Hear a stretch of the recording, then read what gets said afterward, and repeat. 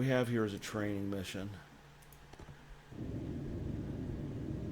There are 3 submarines enemy submarines to detect in this mission. Up here we've got an improved kilo. Down here we've got an improved kilo. And then down here we've got a Shang-2, which is a Chinese nuclear boat. This is my greatest chance to find something, is this Shang-2.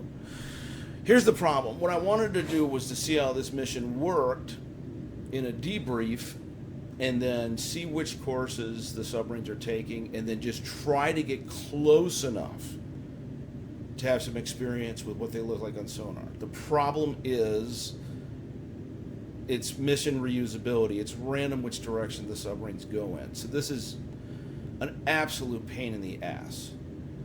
But we're going to try to get close. But chances are it ain't going to happen. Because of the ocean conditions right now. Let me show you why. I might get lucky, best guess. So let's go to ray trace, and here's my boat, and for some reason the data doesn't show up from the ECDIS over here, which is a real pain in the butt.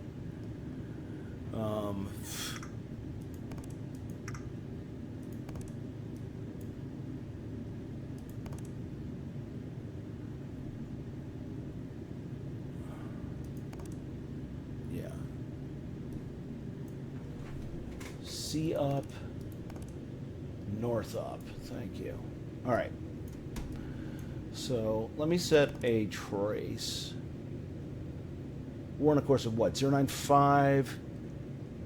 No, we're heading a 125. That's wrong.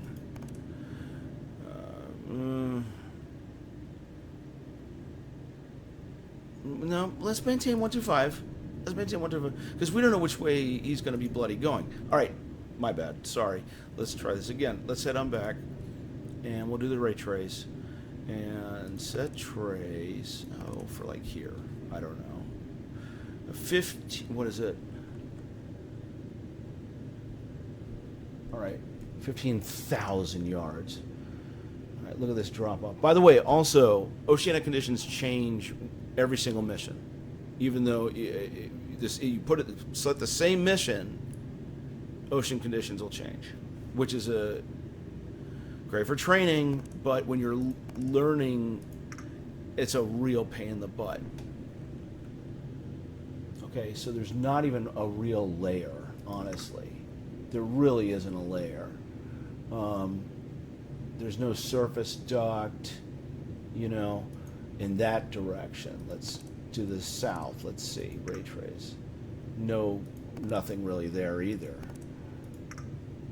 Yeah, there's no, it says there is a layer, but there basically really isn't. Great.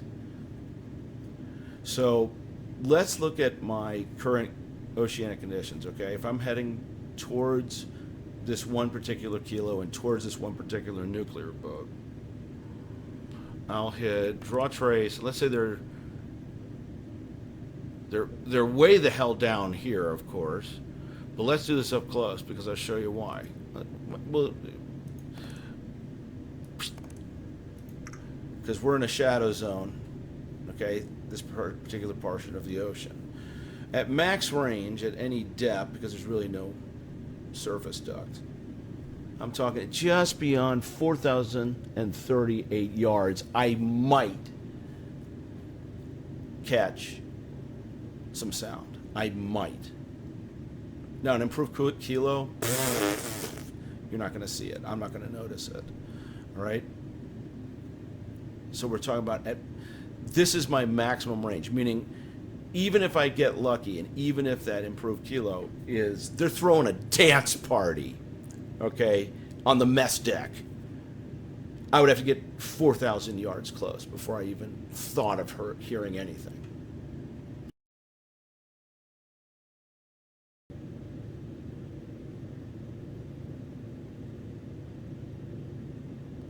Contact.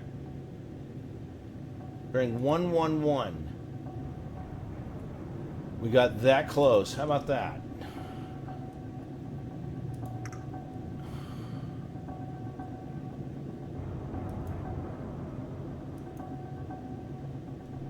Anything over here? Nothing.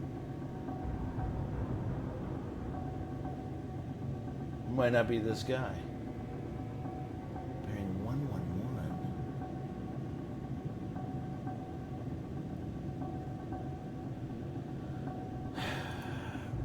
TB29, huh?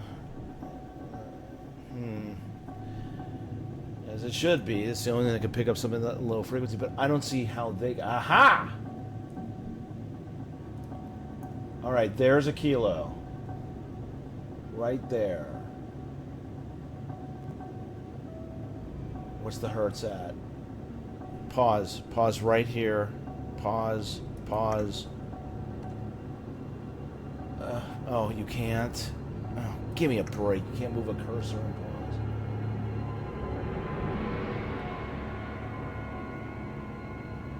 pause. 60 hertz.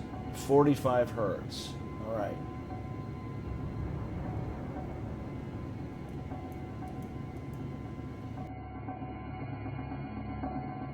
There's nothing.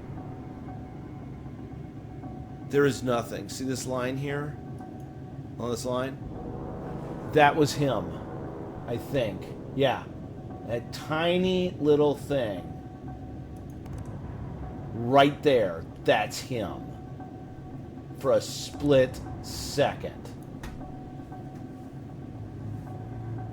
And that's all you get. That is all you get. A faded, hazy little poof. That's it. Right there. All right. Final look. Here he is.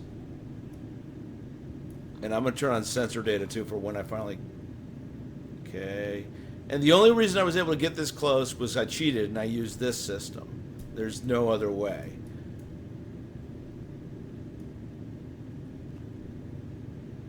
He backs away. And then, look at this. He starts to hear me, I think. Yeah, he goes to all stop to listen. And he hears me. He turns. And he ran. Look at that. What have we learned? We've learned that it will... You'll notice a glyph on the broadband first, so you don't have to be searching narrowband. Could you find it on narrowband? Probably, but you'd have to get really, really lucky to be on that bearing. The AI crew is good. They will see it, which is great. So we learned the AI crew is great. We've learned that necessarily you have to train your eye for broadband and not necessarily narrowband. It is detectable, but it's near impossible. You'll probably encounter a kilo. He'll hear you first, probably. Unless he's moving at speed and you're in a convergence zone or something like this. But we have photographic evidence he was actually seen. And we have the gain settings, and we have the essentially the input settings as well.